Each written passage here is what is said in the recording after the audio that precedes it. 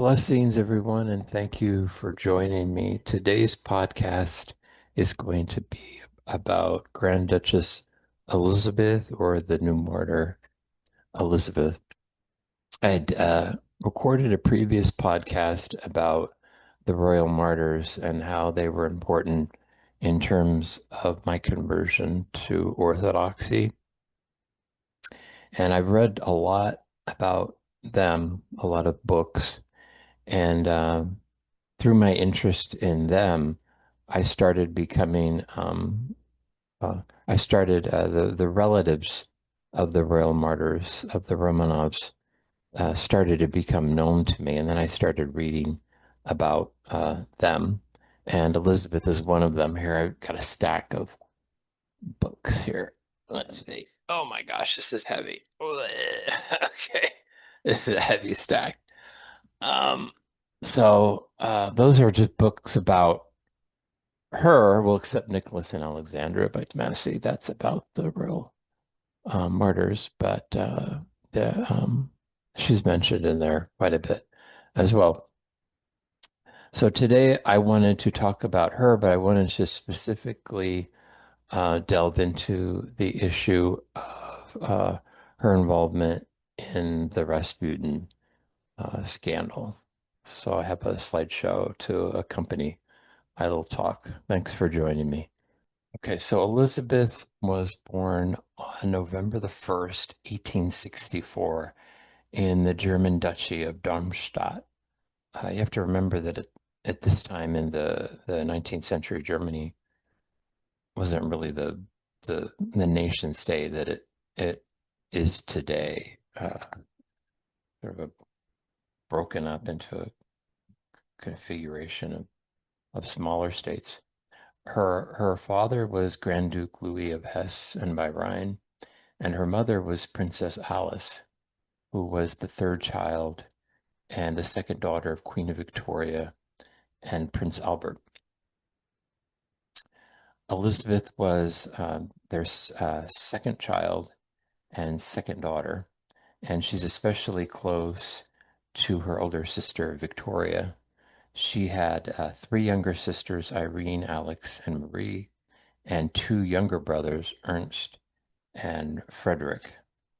So I think I can identify everybody in the photograph here.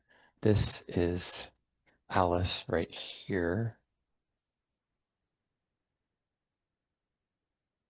Here is Victoria, Elizabeth, Irene, Alex, and Marie, and Ernst. So I guess Frederick was not born yet. I welcome any corrections and pardon my pronunciation of some of these German words. So one of the reasons I became very interested in New Martyr Elizabeth, or the family, especially the Hess sisters, is I've always been kind of fascinated by uh, the idea of uh, tragedy and how childhood trauma affects someone later in life. And this was a family that certainly experienced a lot of tragedy. So in 1873, Frederick, at age 2, dies in a fall from a window. He was a hemophiliac. If you remember, in the British uh, royal family, but throughout the royal families of Europe at this time, because they intermarried so much, that hemophilia ran through the female line from Queen Victoria. It tended to only appear in males, and this will be a a major issue later with the Romanovs and the royal martyrs. So at age 2, Frederick dies. And then in 1878, a few years later, Marie at age 4 dies of diphtheria. And then about a month later, Alice, their mother, dies at age 35, also of diphtheria. At this time, Elizabeth was 14 years old. There she is right here with a portrait of her mother.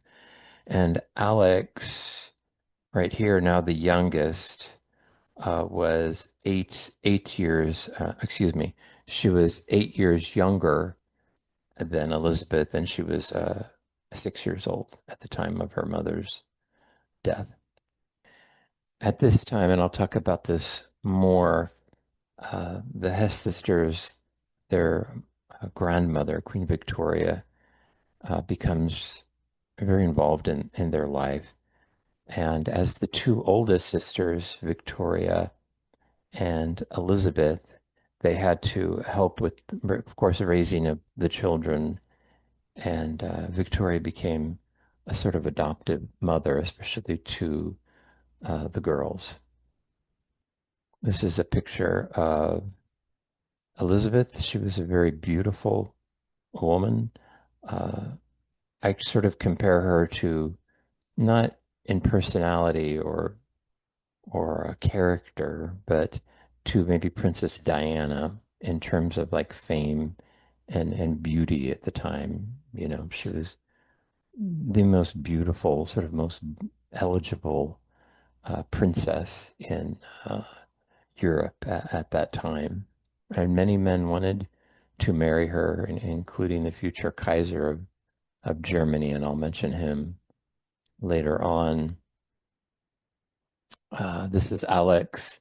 She was nicknamed Sunny as a child because she had such a happy, sort of effervescent personality. She doesn't look particularly joyful here. And they say that uh, she changed after the death of all that death in the family, the death of her mother and the two siblings who were closest in age to her, Marie and Frederick. Okay, so in 1884, Elizabeth marries the Grand Duke Sergei Alexandrovich. He here he is the fifth son of Emperor Alexander II of Russia. He is also the brother of Tsar Alexander III, and he is the uncle of the future Tsar Nicholas II. There was quite a bit of family resistance to the marriage, especially to the announcement of their engagement and marriage, especially by Elizabeth's grandmother, Queen Victoria, who had sort of adopted the children, the girls, the Hess girls, and took a special interest in them, as I said before. And Queen Victoria had certain plans for Elizabeth and for all the Hess sisters in terms of marriage, political alignments, and arranged marriages, which were typical for, women of their position and station. And she had plans for Elizabeth, and as we later will find out, for Alex as well. So Elizabeth choosing to marry Sergei went against that. And her father, as well as Princess Alice, had somewhat a broad-minded reputation on certain issues, including women uh, have being able to choose or at least agree to who their spouses were to be, which was very countercultural at that time, especially uh, for women of their station, because you just you married who you were told to marry. But Alice and Louis had really married out of love, so they had always made that clear to their daughters. Now, later on, when Elizabeth converts to Orthodoxy, her and her father will butt heads, and he won't be quite agreeable. Here's Elizabeth in her wedding dress. Now, as I said, Elizabeth converts to Orthodoxy in 1891. She had been raised a Protestant German, a German Lutheran. Her father is very much against it when she writes to him of her decision. You can read his response. It's sort of a brutal letter. His disagreement with her and his disappointment in her. Also against it were two of her sisters as well as her brother, but she really felt that she was being called to be Orthodox. And it's interesting because there was some rumors that she was unhappy in her marriage and not getting along well with Sergei. But from what she wrote in her letters, the religion that her husband was very devoted to, Orthodoxy, really united them in a deeper way. And there's no evidence that she was unhappy in the marriage. They were childless, but we have there's reasons why that could have been. Uh, but her conversion was very heartfelt, and she felt that her husband really gently guided her to Orthodoxy and did not push it on her in any way at all. Well, years before, at the wedding of of Elizabeth and Sergei, the future Tsar Nicholas II met Elizabeth's sister, a baby sister, Alex. And here they are. Here's Nicholas, Alex, Victoria, Ernst, Elizabeth, and Sergei. I don't know the other people. So in 18, well, Nicholas had really fallen in love with Alex at that time, and they had a very long courtship for years that went on. The real major stumbling block was that Alex refused to convert to Orthodoxy. Now, it was an issue with them where it wasn't an issue, and I'll talk about this later, with Sergei and Alexandra, excuse me, with Sergei, I'm sorry for confusing these names, with Sergei and Elizabeth, is that also Sergei was in the line succession. He wasn't a successor to the throne. He wasn't like the Tsarevich. So it wasn't required that at that time that Elizabeth convert to Orthodoxy, but it was for Alex because she would be the future empress, the future czarina, and they could not have a Lutheran on the throne of Russia. So she had to convert to Orthodoxy if she wanted to marry Nicholas, and she refused. But there was a lot of resistance to that marriage or that match within both families, within the Romanovs and within Alex's family, especially with Queen Victoria.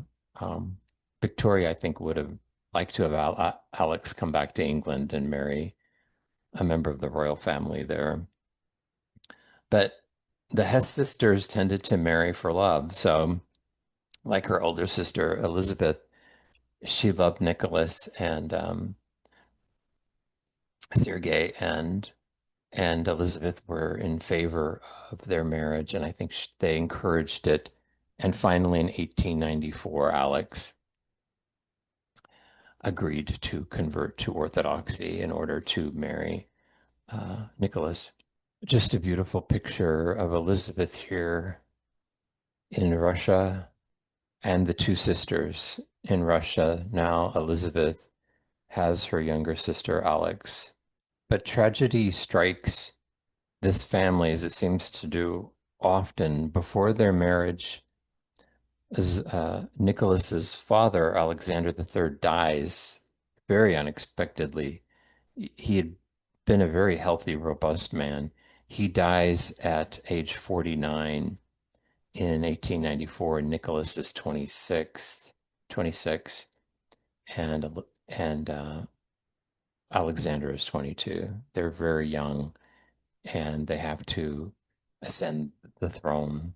And troubles also do not cease for uh, Grand Duke Sergei and his wife Elizabeth.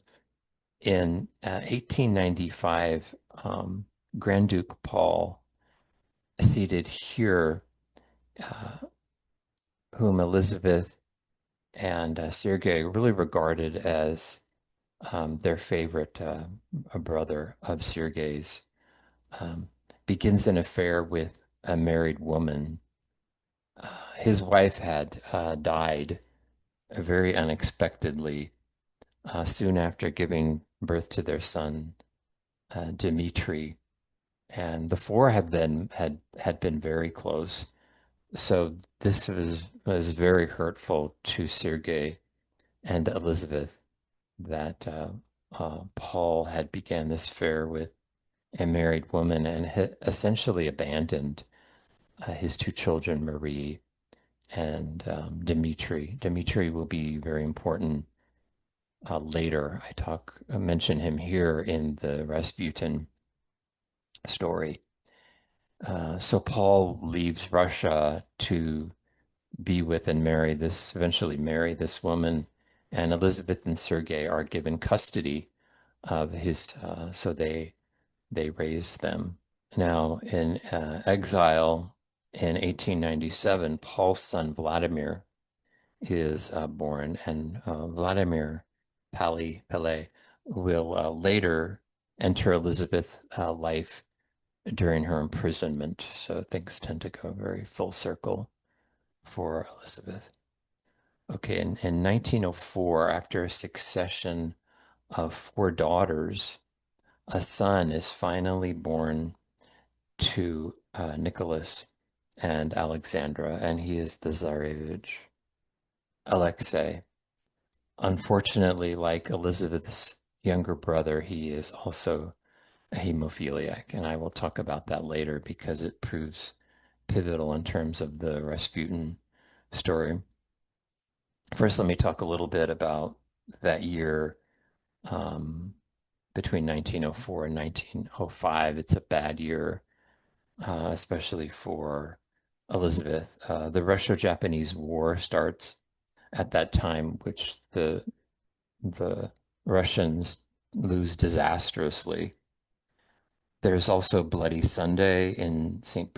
Petersburg, which is a complicated incident that I don't want to get into here. It started out as a protest and ended up into a massacre where hundreds of people were shot and killed. There's also widespread rioting and strikes throughout Russia in 1905. The monarchy almost fell. It came very close. And also in 1905, Elizabeth's uh, husband, Grand Duke Sergei, is assassinated. I think I have an illustration from a newspaper at the time here. Yes, he is killed by an explosion. It's ironic and sad because his father, Alexander II, was assassinated in the same way by, I guess you could call them left-wing revolutionaries or early Bolsheviks, socialists. It's quite a horrific scene of the bombing, which took place in Moscow, I believe near the Kremlin. Elizabeth was certainly within earshot because she heard the explosion, and sh there had been threats against Sergei's life. So I think when she heard that, she knew what had happened. So Ella, as Elizabeth is often referred to, Ella runs out and picks up the scattered pieces of her husband's body, which is all that's left, and thinking about that scene, it reminded me, or it's reminiscent of Jackie Kennedy in 1963 when she climbs onto the trunk of the car, trying to retrieve the a piece of John F. Kennedy's brain after he had been shot and assassinated. Now, after the death of her husband and Elizabeth is in mourning, remember she's already converted to Orthodoxy, so her religion becomes even more important and fundamental in her life.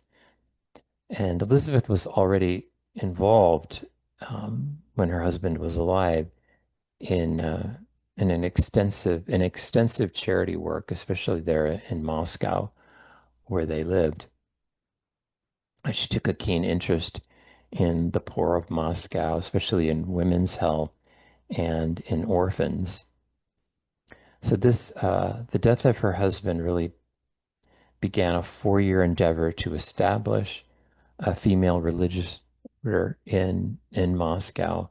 There was quite a bit of criticism of this endeavor, much of it actually coming from the Russian Orthodox Church, because there was a very unconventional apostolate that she wanted, and it went against Russian tradition.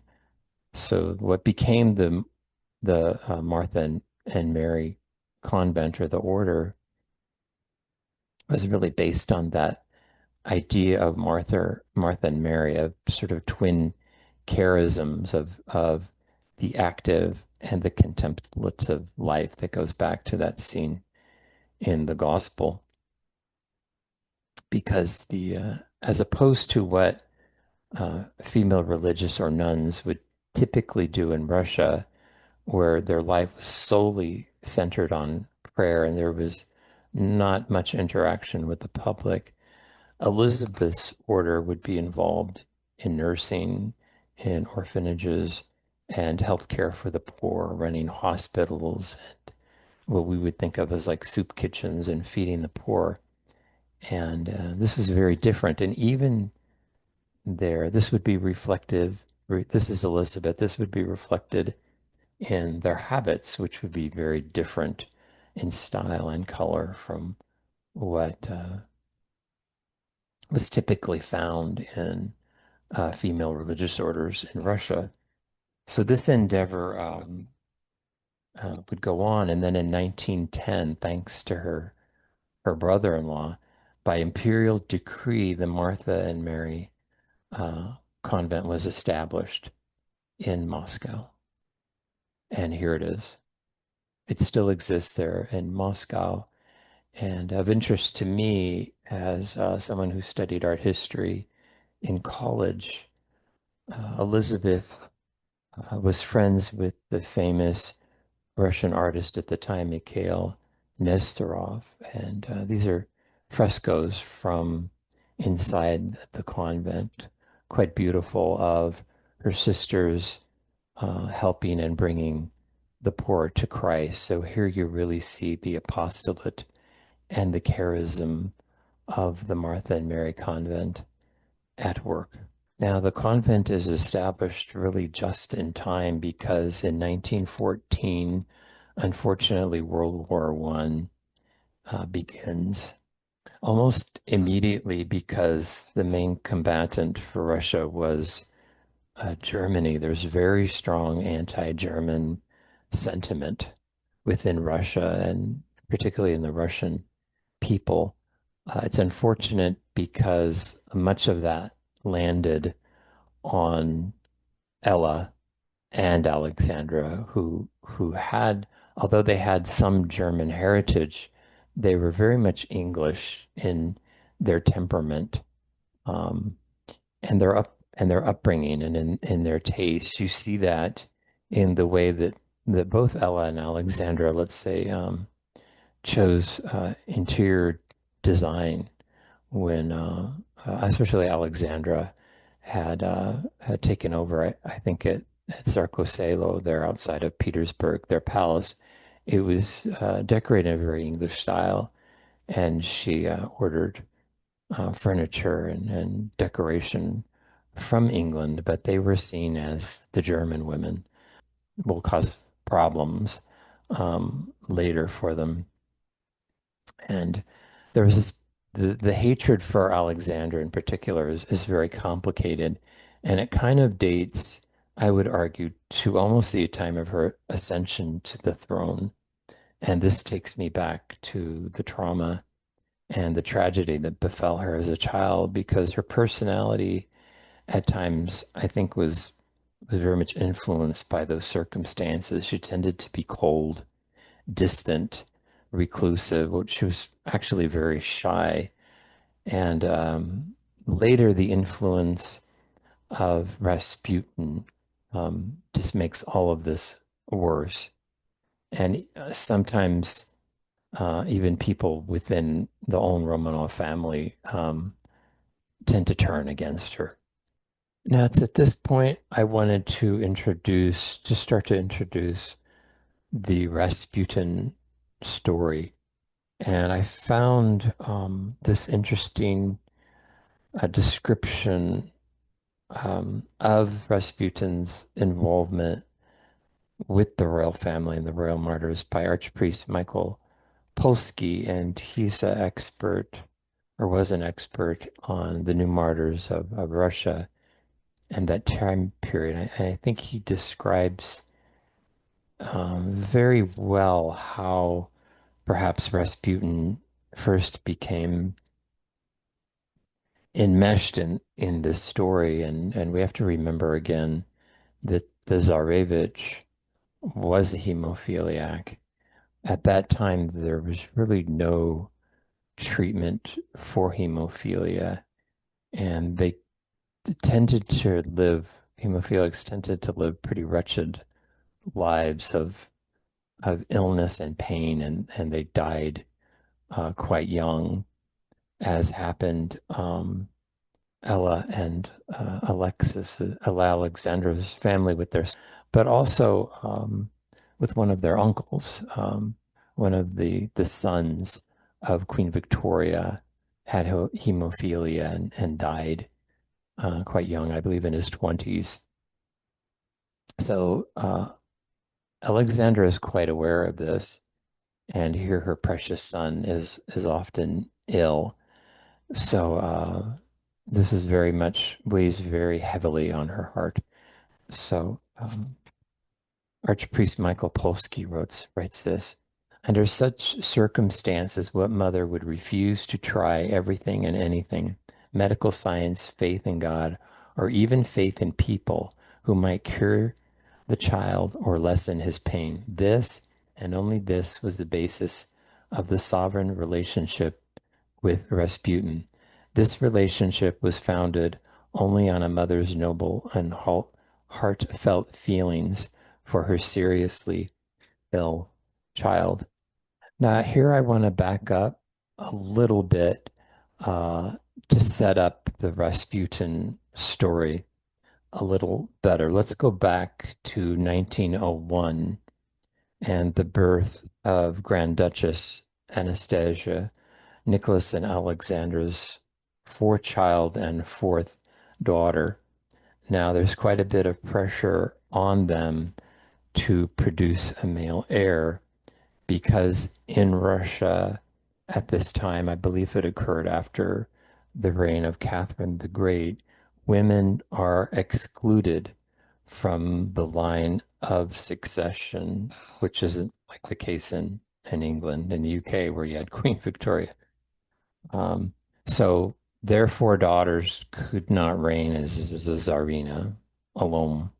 So Alexandra had to give birth to a son, or there would be dynastic problems within the monarchy. So in 1901, there was a lot of pressure on her.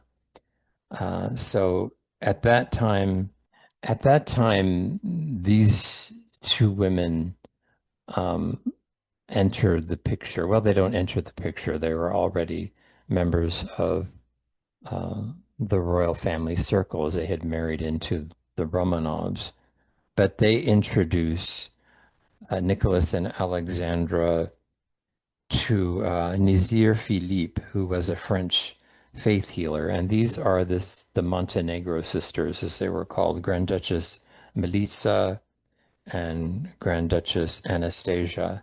And they were very much interested in esotericism or the occult.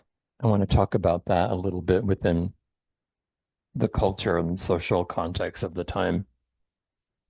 So there was a bit of an obsession with esotericism in the occult during that period. It's part of a wider cultural movement at the time, which included an obsession with seances or interest in seances, fortune telling, horoscopes. Aleister Crowley is in Europe at this time. The Rosicrucians really gain in popularity. There's Ariosophacy, that's how you pronounce it, in Germany, which would later influence the Nazis. This was a movement which especially affected the upper classes. And Elizabeth was particularly aware of it as a Grand Duchess in St. Petersburg, which tended to be a hotbed for all this interest in esotericism and the occult. There was, so in 1901, the Montenegro sisters, like I said, introduce Nicholas and Alexander to this French faith healer. And he's promises them that if they do certain things, they'll have a male child. Now, Sergei is still alive at this time in 1901, and Elizabeth and him hear about this, and they're very concerned. And Elizabeth goes to Alexandra, her sister, and warns her about this. Now, this is a foreshadowing of things to come in the Rasputin scandal. Now, I want to read this letter from the following year, 1902. So within a year, I love Grand Duchess Elizabeth because she's a woman essentially of truth, and she's very steadfast, and she's a strong person, and she's a good sister. She's somebody you want on your side. Because if she sees you perhaps taking the wrong path, she's not going to just sit there and go, well, I hope it works out. I don't want to say anything because I don't want to upset them or hurt them. She's going to let you know about it because that's someone who cares about you. They're not like yes men. And she goes to her sister, and this is from a letter of 1902 written by Alexander to Nicholas. And she's talking about her sister, Ella.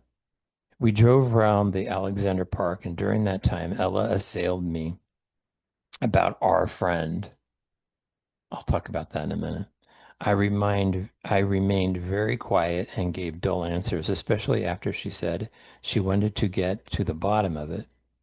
She has heard many very unfavorable things about him, and that he is not to be trusted.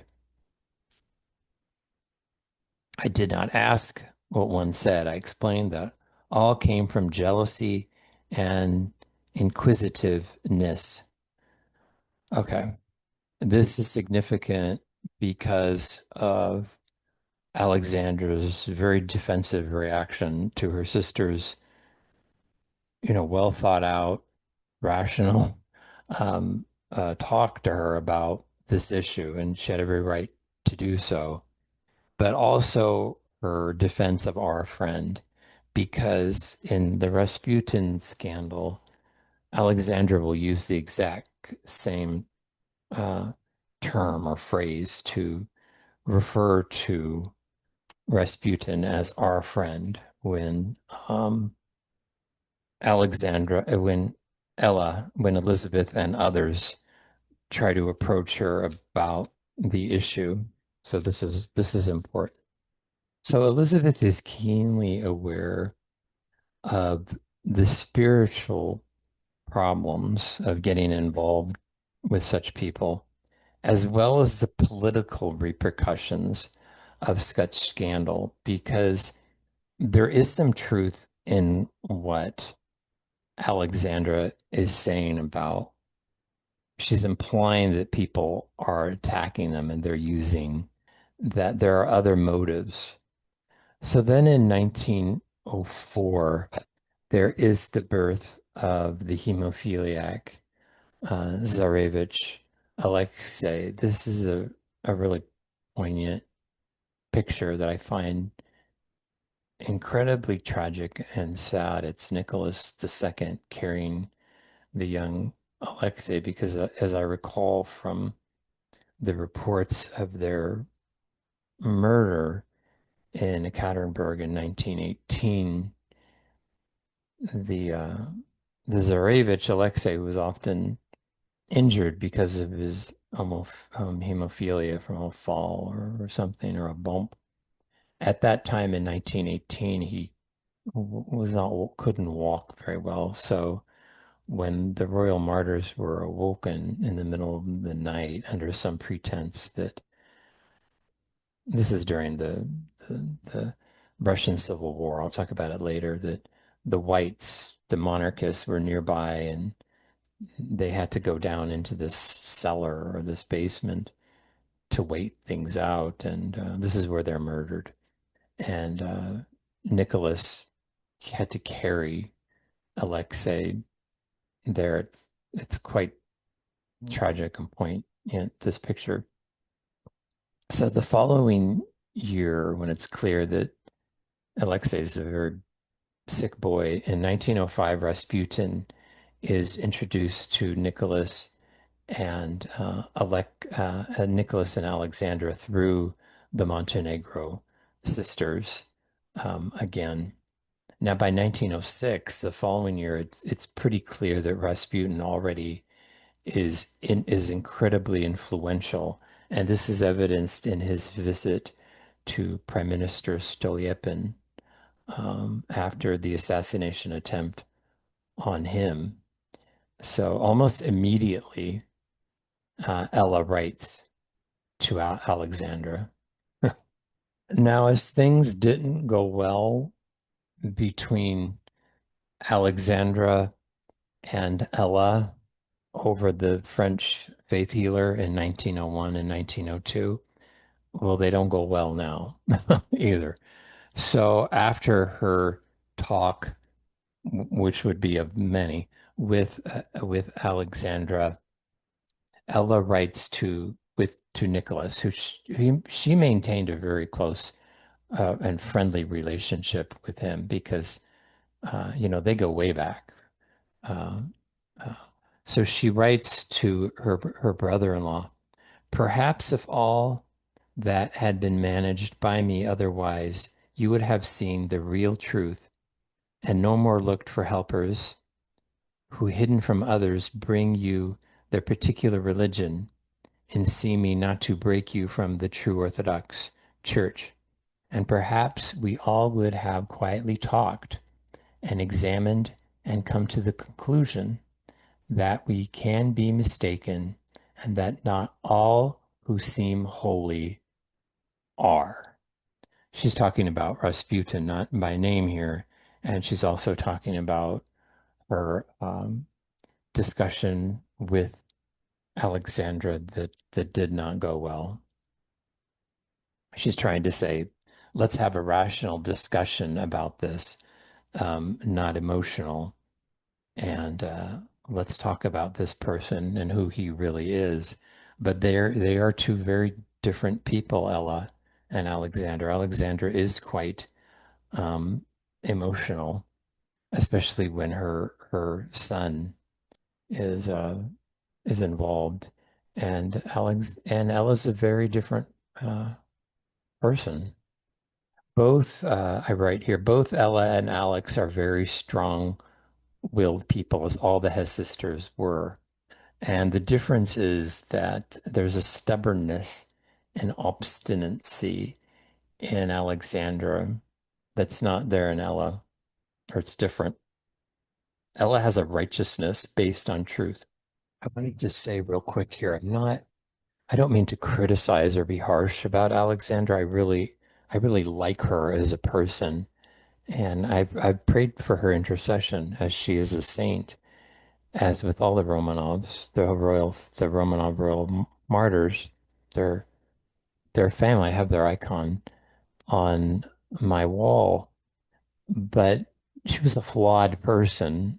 Um, and the saints are not perfect, and we can learn from our lives. And I've learned a lot from her. I think in the end, she did have an incredible strength, and she did make mistakes along the way, as we all do. And I think I wish she would have listened to her sister more intently, but all of us have been given advice in our lives. And I have to say, in my life, a lot of times we don't take it. We're given good advice in our lives by good people, and a lot of times we don't take it, or we don't, at least we don't take it well. So this is an interesting something interesting from a deposition by Ella that I think encapsulates what's now come between these two sisters who were once very close growing up from their birth. So in 1917, and I'll talk about this later, there's the initial Russian Revolution in February, and this is when the socialists took over to just kind of simplify things.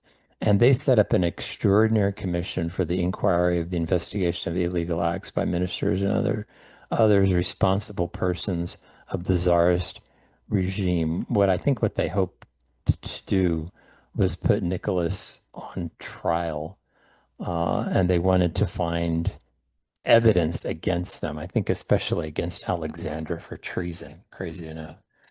And I think later, with the Bolsheviks, Trotsky kind of takes up this idea. He wanted to bring the Romanovs to Moscow and put them on trial. Of course, they're all murdered. But Ella in 1917 gave this deposition. This is, of course, after the death of Rasputin. She said, when rumors started to reach me about how Rasputin was not as he seemed, and that in his private life he conducted himself in quite another way than with the imperial family, I warned my sister, but she told me that she did not believe these rumors, that she considered them slanders of the sort that generally pursue people of a saintly life. So this issue will preoccupy the relationship between the two sisters for the rest of their lives, unfortunately. So, in her opposition to Rasputin's growing influence upon the royal couple, she's joined by, of course, the Dowager Empress Nicholas II's mother. She's also joined by Nicholas's two sisters. Here they are, Xenia.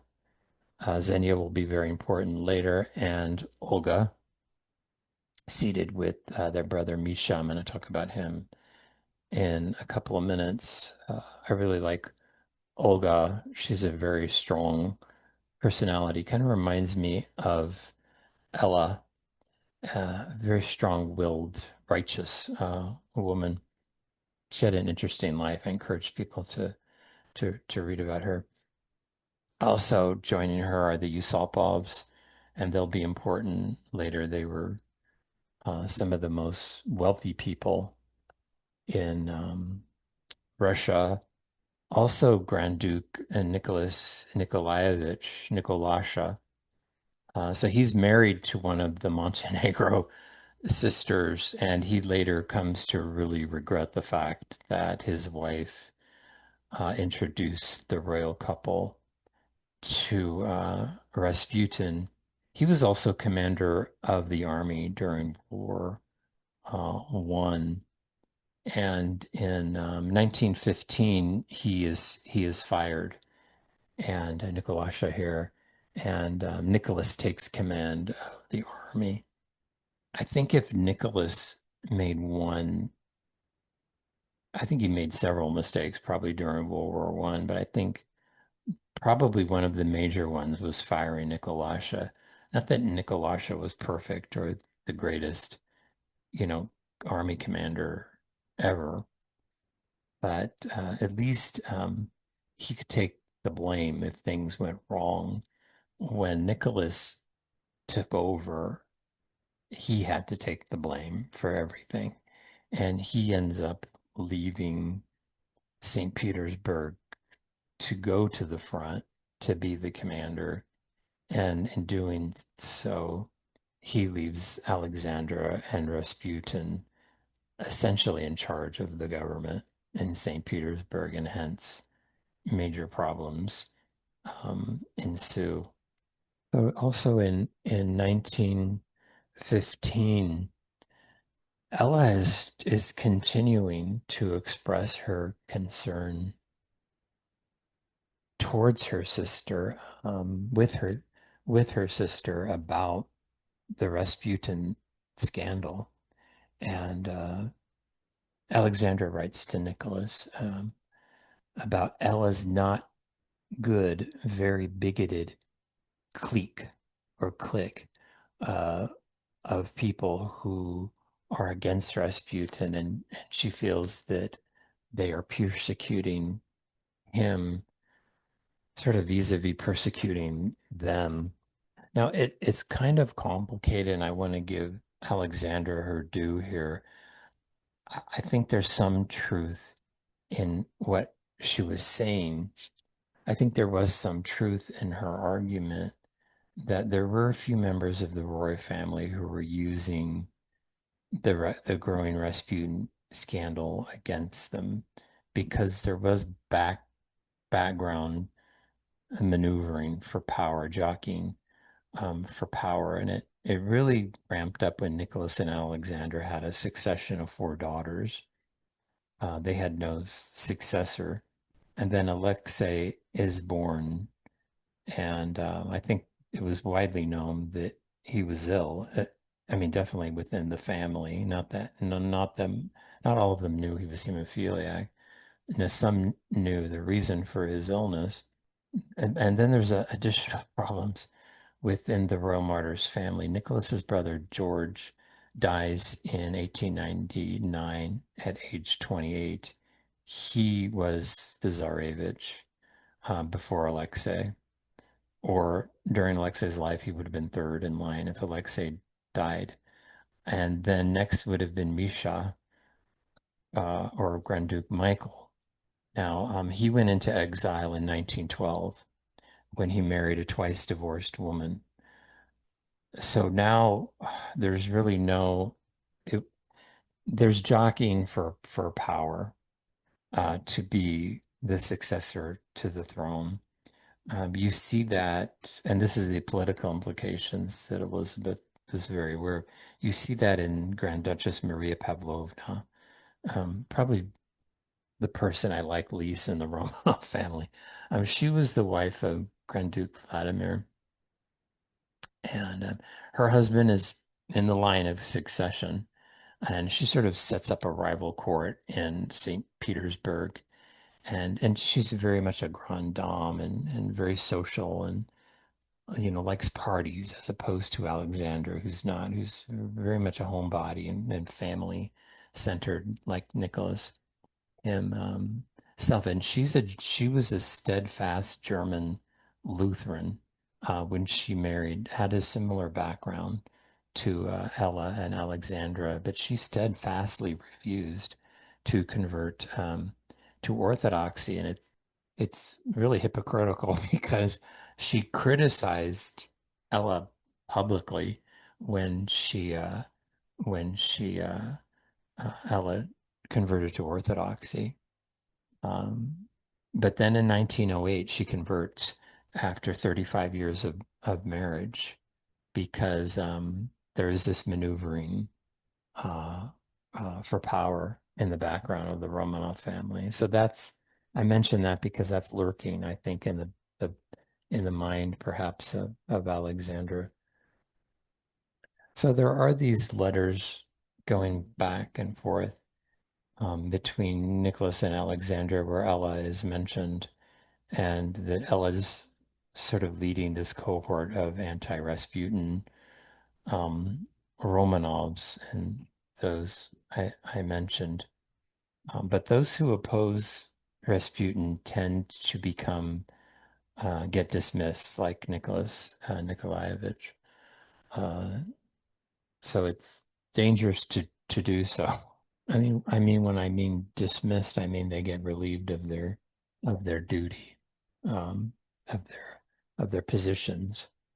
And then in December of 1916, uh, Ella has her last meeting with Alexandra. She went from Moscow to Petersburg to talk with her sister about the situation in Russia, specifically the Rasputin scandal, because there were members of the Romanov family encouraging Ella to do so, because after all, that's her sister, and they felt that because of their relationship and that she was a nun, that perhaps Alexandra would listen to her, and she doesn't. And in many of these books, there's described their poignant meeting and then them saying farewell at the train station in Moscow in December of 1916 during that winter day, and they see each other the last time. Now, why did Rasputin seemingly have such a hold over Alexandra? Because it looks like she believed that he was able to heal Alexei. He alone had the power to keep him alive. It seems, though, now in hindsight, that oftentimes Rasputin was called late in the Tsarevich's illnesses or injuries, and he was already on the mend, that he oftentimes told Alexandra to keep the doctors away, which, might have proved beneficial, because at this time, unfortunately, they were sometimes giving aspirin to hemophiliacs in order to decrease the pain. But as everyone knows, aspirin is also an anticoagulant, so it would make you bleed even worse. Those closest to the royal family saw the damage that Rasputin was causing, not only in the scandal of his personal life, whether or not it was true doesn't really matter historically, because people believed it. The public believed it. And as defenders of Rasputin, like to claim that those things weren't true. But even if they weren't, if Rasputin had really deeply cared about the royal martyrs, and he was not a dumb man, he knew the damage that his presence was causing to them, he would have left, and he didn't. So therein lies one of the big problems. One of those who talked about the scandal and the damage it caused was Pierre Juillard. And this is Sidney Gibbs here. So Pierre Juillard was the French tutor for the royal children. Here's Alexei. And Sidney Gibbs was their English teacher. They taught other subjects as well. So these were the faithful retainers, I guess, or servants of the royal martyrs, as I call them, and they followed um, the royal couple and their family into exile. These were dedicated people who were willing to sacrifice their lives. I think most, Ella as well, I think most of the people who warned Nicholas and Alexandra the most, Olga, his sisters Olga and Xenia, his mother, Ella, I mean, maybe Nicolasha had ulterior motives, but those women certainly did not. They wanted to preserve the monarchy, and they wanted Nicholas to remain on the throne. And they knew that Rasputin was causing him incredibly damaged and could causing him incredible damage and could certainly um, cause his downfall. So Pierre Gilliard wrote this about Ella. But in this tragic hour, the Grand Duchess Ella wished to make one last effort to save her sister. She came from Moscow, intending to spend a few days at Zarkosela with the relations she loved so dearly. She was 9 years older than her sister and felt an almost maternal tenderness for her.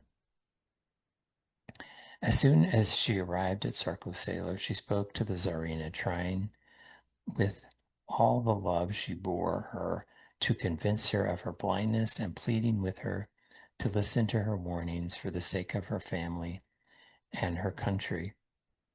The Tsarina's confidence was not to be shaken. As the Grand Duchess persisted, the Tsarina broke off the conversation. The interview was then objectless. Again, I put a lot of weight into his memoirs because these are people who did not abandon the royal family when most did, because they went into house arrest with them at Zarkoselo. They followed them to Tobolsk in Siberia, and then they were actually willing to follow them to Ekaterinburg, which they did, but they were not allowed to, well, some of them were not allowed into the Apatev house where they were murdered. Some of their servants were and were killed along with them, but Pierre Gilliard and Sidney Gibbs were not. Sidney Gibbs, I encourage people to read about because he later went to England and became a Russian Orthodox priest. Okay, so everything sort of comes to a head in December of 1916 after that last meeting between Ella and Alexandra when Rasputin is murdered in St. Petersburg. One of the murders is Felix Yusupov, pictured here, a member of the wealthy Yusupov family. And he had a lifelong friendship with Ella.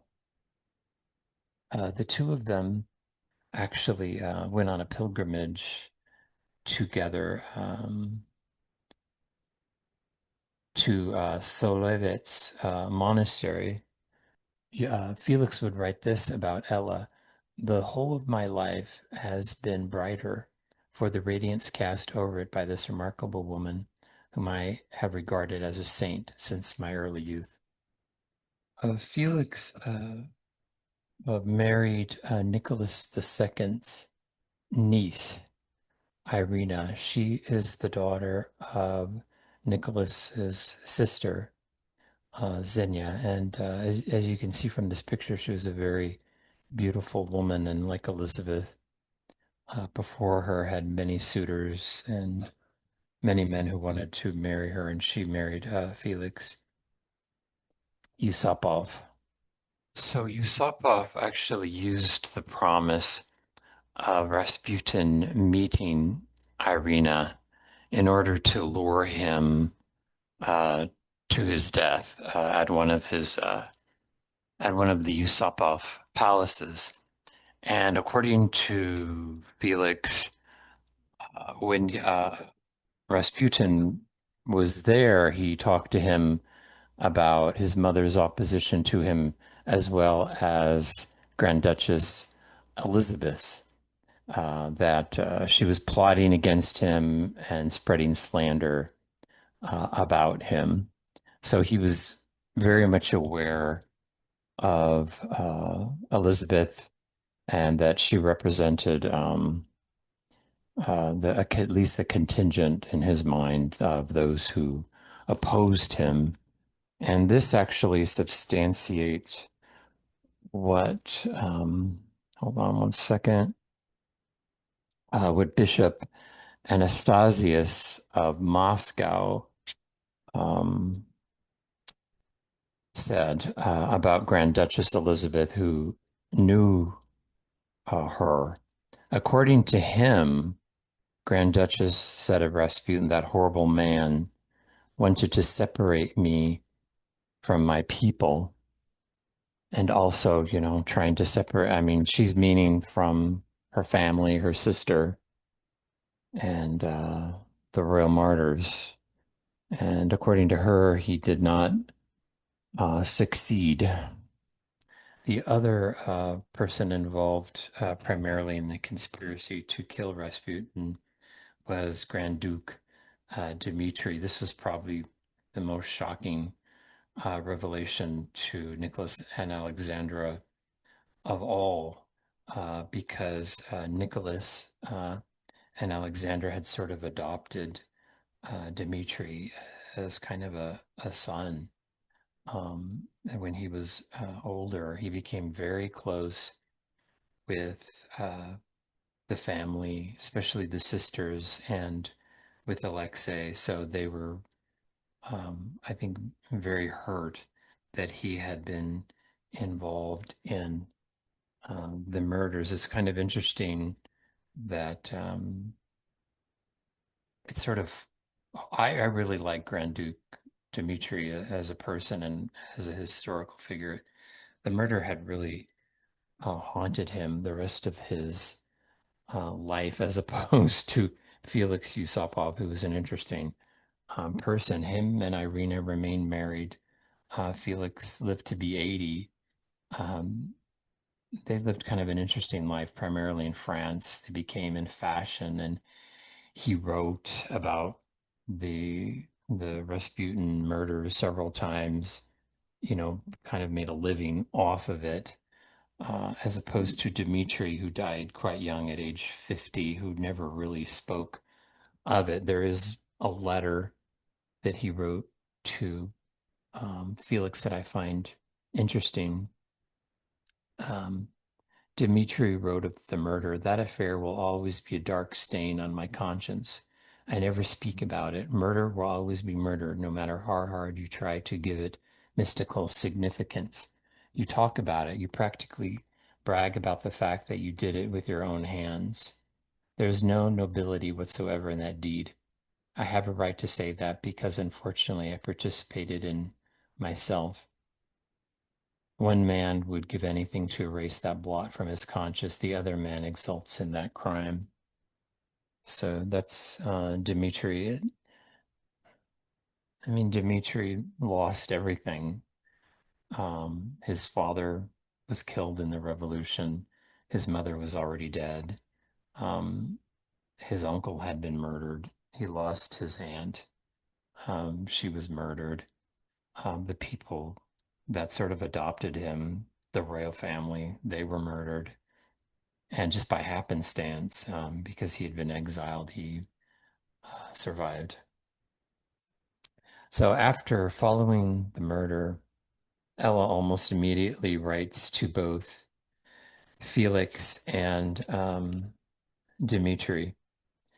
She also tried to contact Ella. She sent her some icons which were returned to her.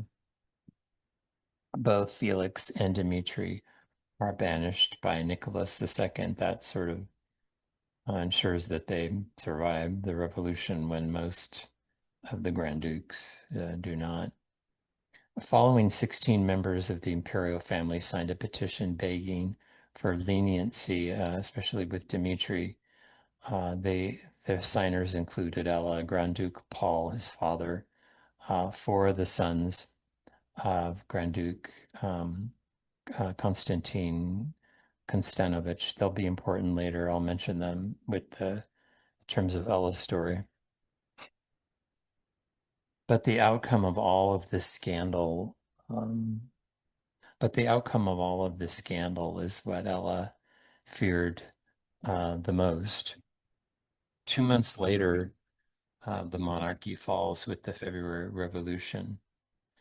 And Nicholas and Alexander are deposed. Nicholas, of course, resigns. That's controversial. Nicholas and Alexander are placed under house arrest at Tsarko Selo. And here they are in happier days. Nicholas, Alexandra, their daughters, Olga, Tatiana, Maria, and Anastasia. And of course, Ella. Remember that the initial revolution, the February Revolution, just to make it easy, is the socialist revolution headed by Kerensky. This is not quite the Bolshevik revolution that will happen later. In August, the royal family, Nicholas and Alexandra and their children, and their loyal retainers like Pierre Juillard, are sent to Tobolsk in Siberia, supposedly for their own protection. Ella remains at the Martha and Mary Convent in Moscow, working. She continues to work. And then in October of 1917, you have the Bolshevik Revolution headed by Vladimir Lenin. So things go from bad to much worse for Nicholas and Alexandra and for Ella. In April of 1918, the royal martyrs are moved to Ekaterinburg. So they're moving, I believe, west, still in the Ural mountain areas of Siberia. Ella continues to be persecuted there in Moscow now, especially the Bolsheviks have taken over. But she continues to work. During this time, there are several attempts made to persuade Ella to leave Russia, one specifically by her old flame. Um, well, she was not involved with him, but he was very much in love with her, and that's the Kaiser of Germany. And she refuses to leave Russia. She refuses to leave the convent. She refuses to leave the nuns. She refuses to leave the work and the people, especially now that the revolution has taken place. The people of Moscow and the poor who really need her and count on her. On May 7th, 1918, Ella is arrested and sent to Perm. Um, the person who accompanies her is Sister Barbara, who was one of the nuns at the convent. Her name is Barbara uh, Yakovleva. Sorry.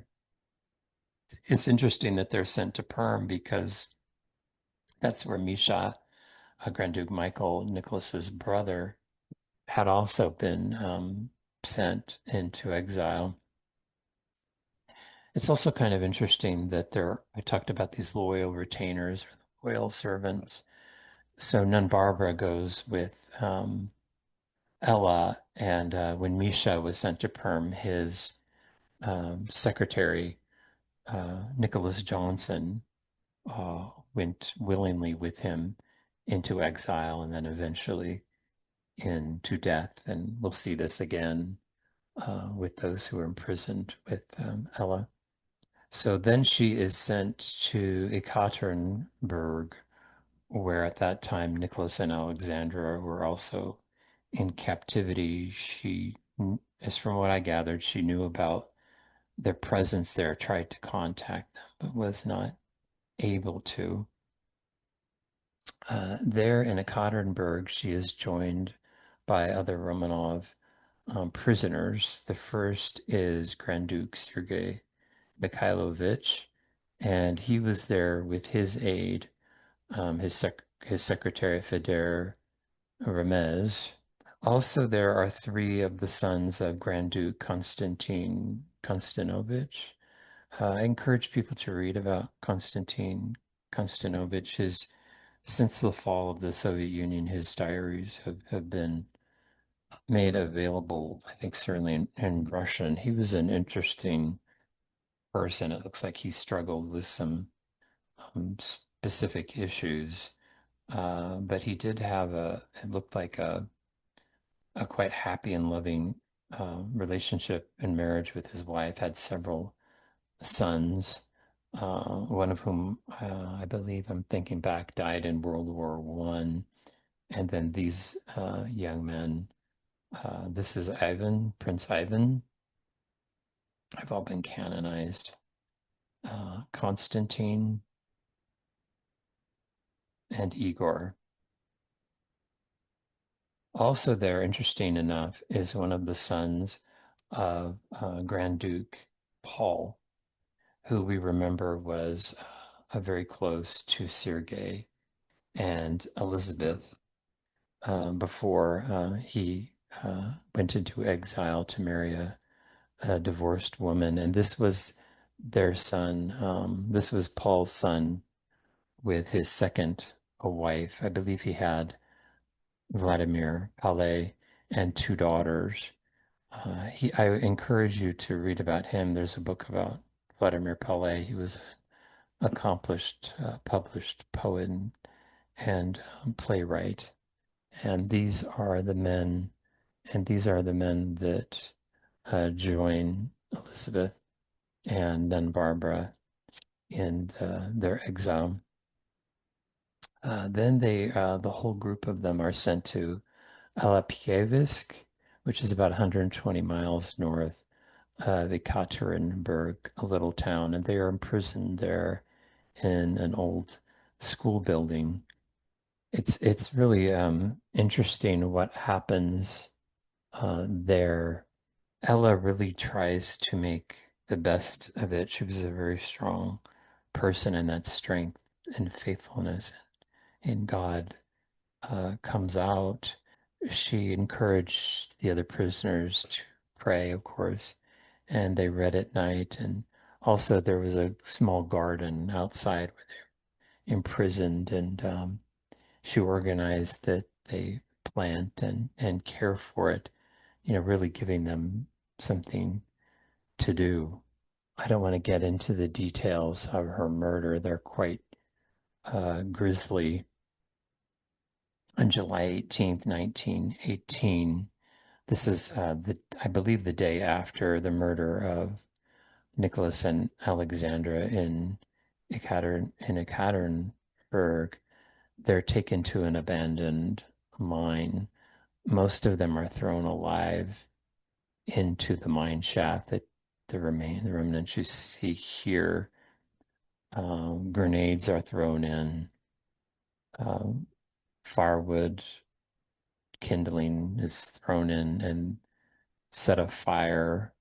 There are testimony and stories that hymns were sung from the bottom of the pit by Ella and the other Grand Dukes. It's quite horrible, torturous way to die, and that's where the story ends for Ella in Russia. But I wanted to finish this story about Ella and her sister and Rasputin with this beautiful icon, because here are the martyrs from Ekaterinburg, Nicholas and Alexandra, and here are the martyrs from Elapskevich, Ella and Barbara and the Grand Dukes. And I thought it was very poignant because any disagreement or animosity or misunderstanding between these two sisters who truly loved each other is surely resolved here in heaven, as it will be for all of us. So thank you for joining me, and I encourage everyone to read about these great people who are not only uh, towering spiritual figures, but people of great historical significance. And there's a number of books, of course, on Nicholas and Alexandra, some good, some not so good. And there's a number of books about Ella, again, some good, some not so good. But I encourage you to start to read, and maybe you will develop a devotion to these great saints. God bless you all.